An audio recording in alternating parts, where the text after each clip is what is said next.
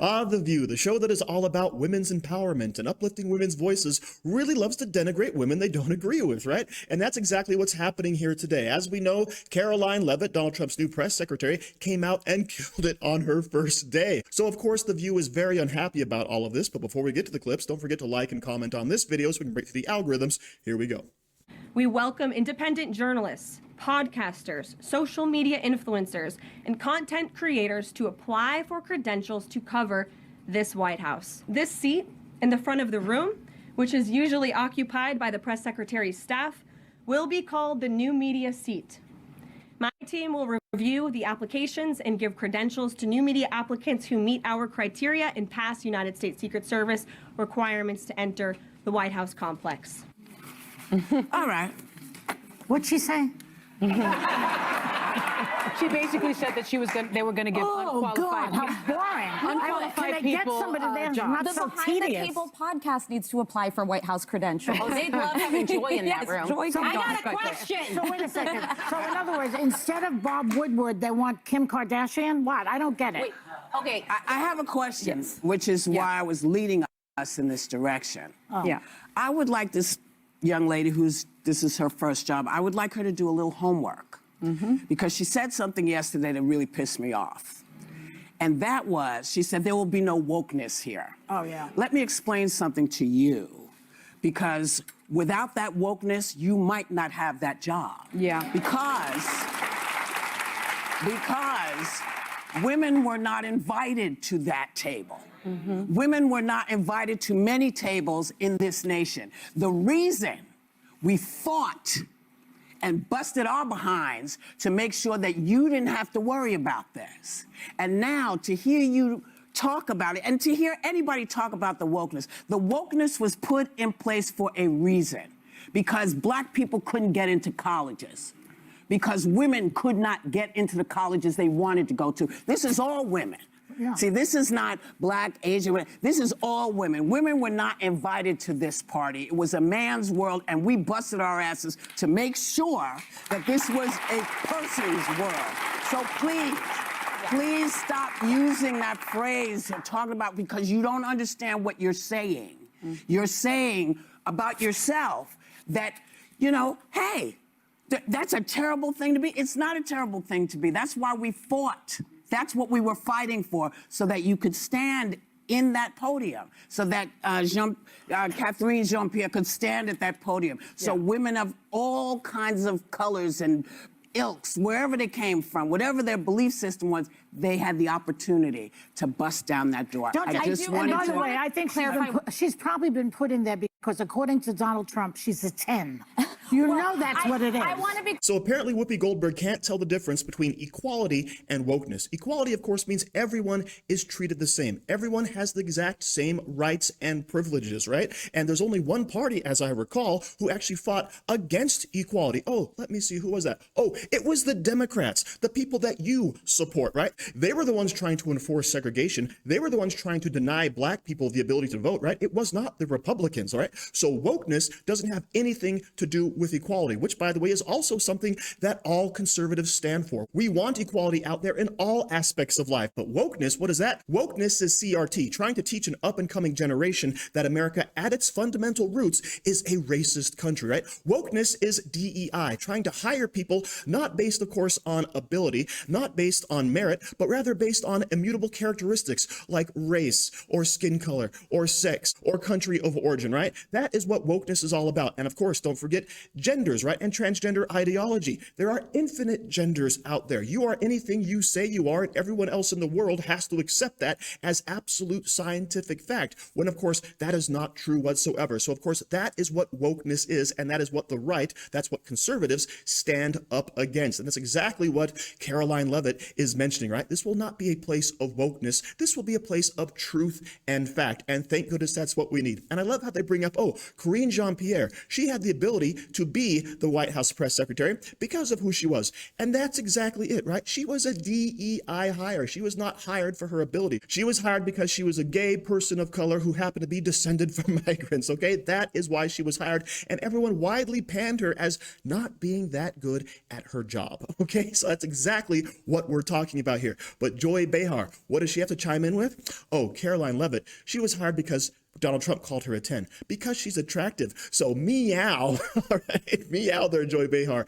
It all comes out. You're just jealous because a young, attractive person is also very capable at doing her job, as we saw in that first press conference. So yes, tell us more, The View.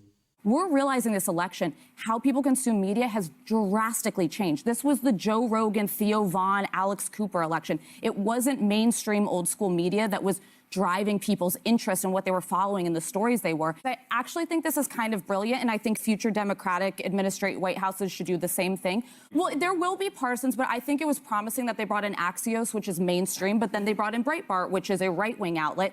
And so some of the outlets that had their passes revoked when Biden came in were right-of-center outlets. And I think this is an acknowledgement that Trump realizes this. This is a person who made his career in television. What's to prevent those media influences from being only on his side? I don't have a problem with partisan outlets being there as long as it's representative of both sides and you have non-biased traditional media there as well. I think that their real problem in this election, one of the real problems among the many, is the misinformation and disinformation that was disseminated on social media by these influencers and by these podcasters. She's saying that these people that are going to apply will meet their criteria. We understand that their criteria is woefully deficient and unserious. Traditionally, to become a White House correspondent or to be in that briefing room, you had to have a journalism degree. Yeah. You had to have qualifications.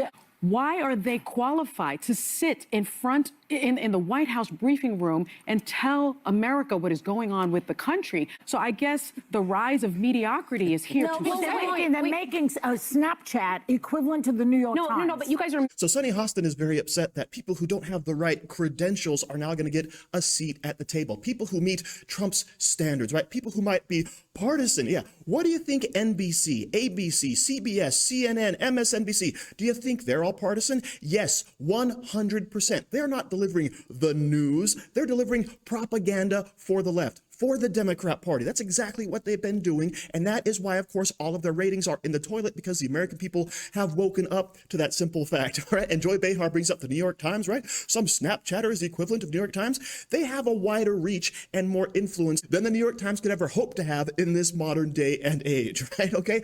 All of the legacy media has lost credibility. No one believes them anymore, and no one watches them anymore, especially in the up and coming generation. And of course, this appeal to authority. You used to have a journalism degree in order to get access to the White House press corps. All right.